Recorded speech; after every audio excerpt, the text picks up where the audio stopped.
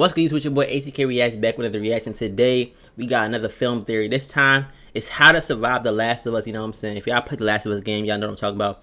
Or they have a new TV show out, which is really good. Y'all should check it out. So with that being said, we're going to figure out how to survive The Last of Us. You know what I'm saying? If y'all new to the channel, hit that sub button, that like button. Let's get to the video. Alright, this is How to Survive The Last of Us, y'all. Let's see what it's about. What's the technique? What the? Oh. Faceless monsters The clickers are so nasty, bro. The derelict remains of our past dignity. Humans are going extinct, and all of it is because of this. A cookie? Flour? Wasn't that flour in the show? Hello, Internet. Welcome to Film Theory. Yes, sir. A fun guy who's here to talk about fungi. Ladies and gentlemen, it's that time again. Time for the transmedia landscape to result in us talking about video games here on the Film and TV channel. That's because The Last of Us, just like Sonic, League of Legends, and Pokemon before it, is the game, bro. in the line of games that's been turned into a fantastic movie. Ooh, yeah, that League of Legends show. I don't know if y'all watched it on Netflix, bro. But y'all definitely should watch it, bro. That show's so viral. TV show. Take that, Game Theory. That's another piece from your toy box. That's ours now. Yeah, that's funny.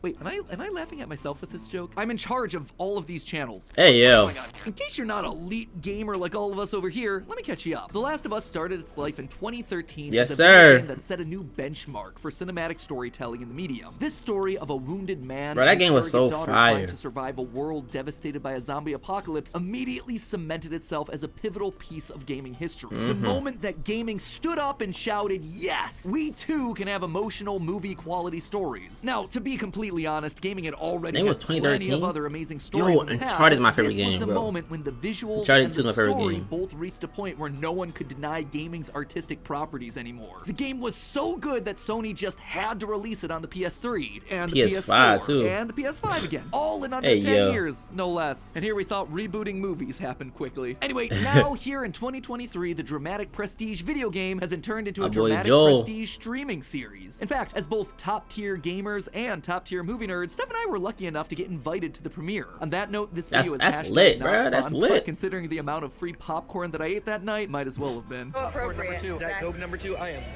making them. That boy going in. Free premiere that we're at. Hey, you invite me to a place where you can't be a Diet Coke. Unlimited popcorn and Diet Coke. I am gonna make you hurt. So after meeting some of the team, I feel that, bro. Show, yeah, I love popcorn. Also happen to be fans of food theory. That was a fun little twist. And then stealthing our way down the red carpet. Stephanie walking the black carpet, the private black carpet. That we stealthily avoided. They're like, "Are you sure you don't want to walk the red carpet?" Like, no thanks. I said, "Oh Jesus!" I literally break down the barrier.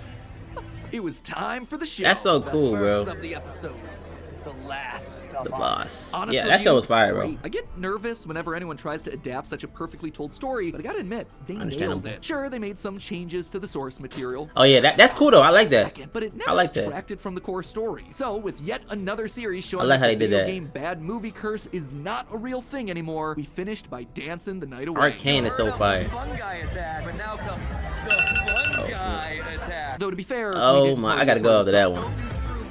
Now, as you might have guessed at this point, the zombies in The Last of Us function a bit differently from your usual apocalyptic scenario. In most media, you're dealing with a blood-borne virus that's spread through bites, but not so much here. What makes The Last of Us so interesting is that it's all a fungus. In fact, the show spends its entire opening scene laying out why a fungal pandemic would be terrifying, using real science to lay out exactly what would happen. Yo, that's low-key scary to think about, bro. Like, it's inside an ant, for example. That's kind of scary, bro. Direct the ant's behavior, telling it where to go, what to do. So it begins to develop. I ain't like hearing this part. From within, replacing it sounds a little too real. With its own. The fungus this scientist is talking about is a real thing called cordyceps, which we've actually talked about multiple times over on the sister location Game Theory. It is terrifying stuff, but something that we shouldn't have to worry about, right? I mean, the show claims that fungal infections of this type cannot survive if its host's internal temperature is over 94 degrees. But then they ask, what if that changes? What if, for instance, the world were to get slightly warmer? Man, HBO sure loves using zombie invasions as a metaphor for climate change, huh? Winter is coming. If only Jon Snow had reduced its greenhouse gas emissions. What's crazy though is how quickly things fall apart in the world of The Last of Us. Seriously, it basically felt like over the course of just a day or two, everyone everywhere all at once suddenly had their brains hijacked by a fungus like it was a 5-star Grand Theft Auto it was in the food, right? Suddenly zombie runners are in houses, in the streets, planes crashing out of the sky. That was crazy. And it's here that we actually get to one of the big differences between the game and the new series, as well well as our main theory for today. How did the fungus spread so quickly was it in the new HBO series, The Last of Us? You see, in the game, part of the reason the cordyceps were able to take control so quickly was through the use of spores. Like traditional zombies, the infected in The Last of Us game are able to spread infection to new people through bites, and this is true for the new series. There's this really great, horrifying shot where fungal tendrils are worming out of a woman's mouth to infect someone else. It is so gross. It was this moment that I'm like, yes, this series gets it. But in addition to I don't want to see that the video game version of the cordyceps were able to infect new people through airborne spores produced in the bodies of the infected. And this creates a huge threat for all the survivors. There are big chunks of the game where our protagonist Joel has to wear a gas mask to survive. He even keeps one on him at all times just in case. So yeah, that's the way that you get this sort of rapid zombie spread. If the show had airborne spores, but it doesn't. They put in their food, bro. Craig Mazin previously worked on the series Chernobyl for HBO, which had a ton of scenes with actors in hazmat suits and gas masks. Mazin found that it was more difficult to create drama when an actor's face was covered by a bunch of safety equipment. Hence Joel's gas mask and the fungal spores having to go. Nope, no you're not, Stephanie. These babies are no longer airborne. Your dance is non-canonical. But if it's not spores, then what is it? What's causing the zombie fungus to spread? Surely there has to be some sort of an explanation, so I dived into behind-the-scenes information about the show, hoping to find some answers. And though I didn't find an explicit answer, what I found instead was a challenge. In the official HBO Max Last of Us post-episode podcast, they say this. By the way, a lot of little details are going to come back around. We don't want to give spoilers, but I will say this. Careful viewers of this episode will be rewarded repeatedly because little bits of breadcrumbs have been planted that are going to pay off later. Breadcrumbs? Excuse me? Careful viewers? Do you know who you're talking to? I've spent the last 8 years poring over every frame of movies and television that I've watched, overthinking, analyzing it. You challenge me to search, and I will find it. And you know what, loyal theorists? I did. I found the answer to how exactly this fungal parasite devastated the world so fast. And true to the creator's word, it was in the small details that were the food. I knew it. All along. How did the world of The Last of Us end? Cookies. Or more specifically, the flour that was used to bake those cookies. Yes, sir. Allow me to explain. The first thing that tipped me off about flour is this line right here. In the background of one of the morning scenes, we can hear a radio broadcast that specifically talks about problems happening in Jakarta. Jakarta.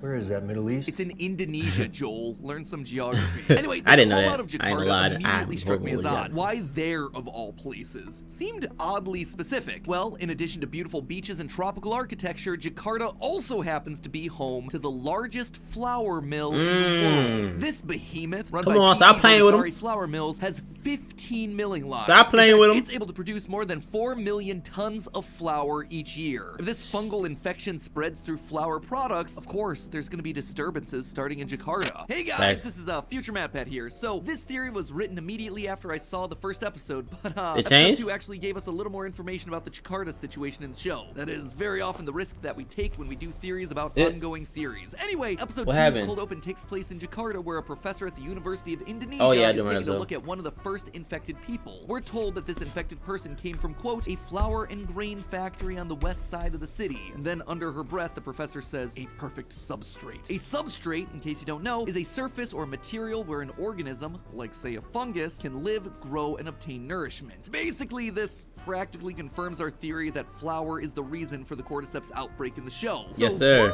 we got it right. That said, there's still a ton of fun evidence here in the episode, so I'm just gonna hand it back off. She did great acting, bro. So you can keep watching and be impressed with how we solved this a week early and then release the video a week late. What's more, there are also tons of flour mills all over Texas, in Dallas, Houston, San Antonio, and yes, Austin. Where the is that where the outbreaks of the worst at? It says? With so many mills throughout Texas, the state would be a hot spot for an outbreak, just like we saw with Jakarta. But fungi and flour, is that scientifically reasonable? Flour is usually made from wheat or other grains, so how would a fungus get in there? Well, hate to say it, but you know mold, the gross stuff that grows on food that's spoiled or been left out for too long? That is a type of fungus. So if the wheat used to make it has gone bad in any way, there's likely some fungus mixed in there. Even freshly made flour out of mills has been shown to sometimes contain fungus. According to one study, there can be a ton of fungus inside of commercial flour. This study took 19 flour samples and 11 wheat samples from 11 different mills across I don't want to hear it. I like hearing like this is bothering me, but I don't want to hear it.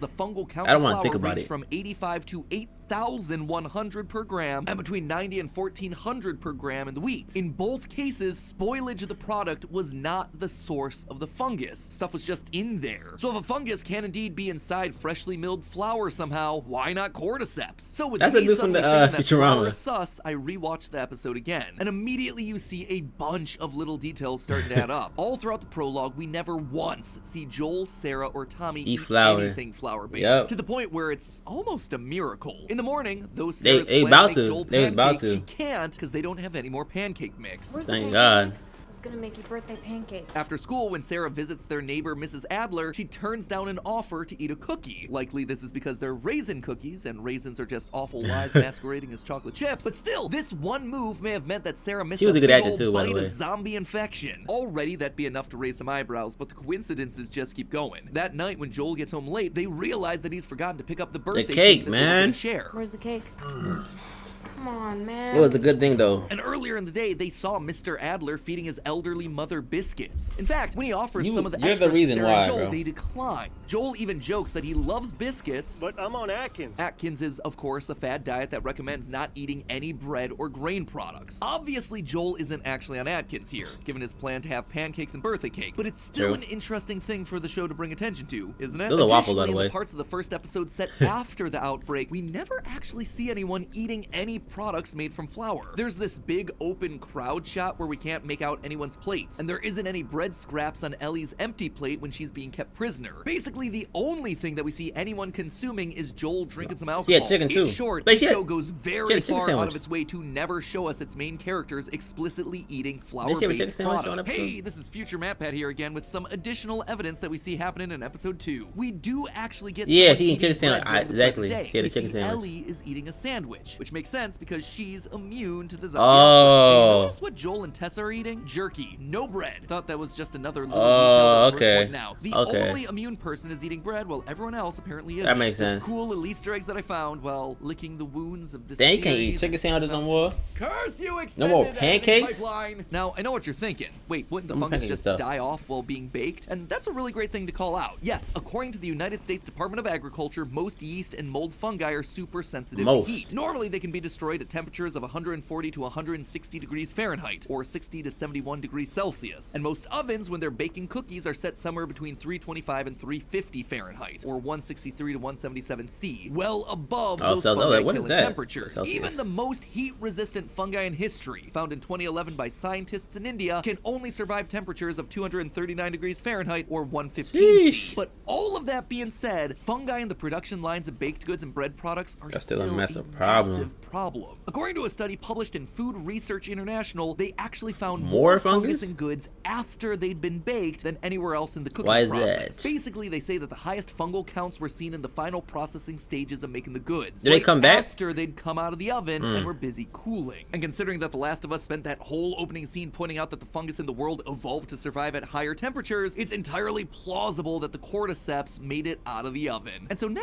with all of that in mind, I can't help but look back at the podcast that got me started down this rabbit hole to begin with. You know what I realized? The answer has been staring me in the face the entire whole time. Do you remember exactly what was said by the creators during that podcast? Careful viewers of this episode will be rewarded repeatedly because little bits of breadcrumbs have been planted. Breadcrumbs, huh? Like flour-based breadcrumbs? They told us the answer right there, those cheeky sons of a gun. Hey, yeah. And just to put the cherry on top here, the pièce de résistance. Do you know what they were talking about right before this in the podcast that got them to start talking about these little hints? The intentional trail of breadcrumbs? We made a point of making this sort of joke about how she couldn't even eat biscuits. By the way, a lot of little details are going to come back around. We don't want to give spoilers. They were discussing the elderly neighbor, the first infected person, how she was being fed biscuits. You don't want to see that? Mounted here, folks. The society of The Last of Us TV show fell apart because the cordyceps fungus when that plane crashed, that was crazy. To be able to take root in humans, and then its particles were spread worldwide through flour. So Joel, yes, you had plenty of reasons to say, you know, I don't really like pancakes. Your Atkins diet might be saving more than just not liking pancakes is crazy. But hey, Hey, if you want to learn more about the evil fungus science behind this amazing story, check out our game theory talking about how Ellie isn't actually immune to the cordyceps infection. Or if you want more of a strategy guide on how to survive I watch that one. Apocalyptic wasteland, check out our video explaining why musicians would have the best chance of surviving A Quiet Place. As always, don't forget to take a big old bite out of that subscribe button so you never miss a new theory. There are a ton of great new movies and shows coming out this year that I can't wait to analyze alongside. Yes, sir, man. Shout out to them. Until then, remember, it's all just a theory. Yes, sir. Film theory and cut. Shout out to them for that, bro. I ain't gonna lie, The Last of Us show is so cool, bro. Like if y'all haven't watched The Last of Us show, make sure y'all go ahead and watch that. This show is so like, it's a great show, bro. Like I played the game a minute ago, so I'm a big fan of the series anyways, and this show it's doing a good job, and it's cool how they changed some things, and it's okay though. Like you know what I'm saying, it's not always a problem when shows change things. Sometimes they can do it for the better. And I think it's really cool they add their own twist to it. But like, yeah, that's crazy, bro. I seen that video on TikTok explain this too a little bit. How about like the bread was the cause. I ain't gonna lie. If I was in the show, bro, I might have been done for. Like I love pancakes, bro. I love pancakes every morning, not every morning, but I eat pancakes a lot. So it might be up for me if I was in the show. So let me know in the comments, cause y'all go without eating flour. Like that'd be crazy, bro. I love pancakes, and I ain't gonna lie, I love pancakes. It might have been up for your boy. With that being said, make sure y'all go on the channel and check out some other videos. If y'all not subbed to the channel, that sub button, that like button. Shout out to Film Theory for the video. It's your boy ATK Reacts, and we out of here.